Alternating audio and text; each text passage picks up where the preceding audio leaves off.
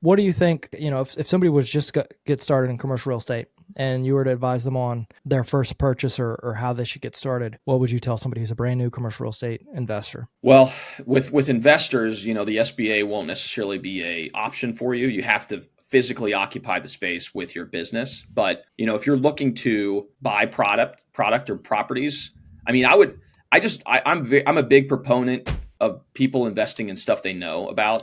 Just because it's the hot ticket item at the moment doesn't necessarily mean you should invest in it, especially if you don't truly understand what you're investing in. Because you see, I know this is something we talked about. I mean, I'm not necessarily us too, but I've talked to a lot of brokers and agents about this. But back before, during COVID and even just shortly thereafter, the amount of multifamily syndicators that were popping into the space and raising money from people, and the whole premise is, oh, we'll just buy this apartment building, do some light renovations and raise the rent by $400.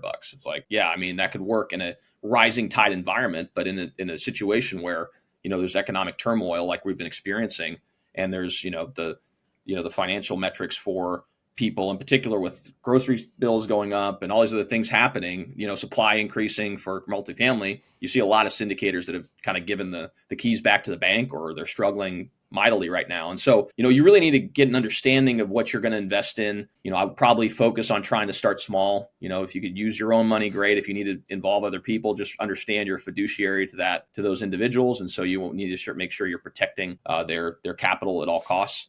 But yeah, I would say start small and focus on things you actually know, and don't just look up a few YouTube videos and say, oh yeah, I can do that, because you may be able to in a good environment, but you got to expect the unexpected.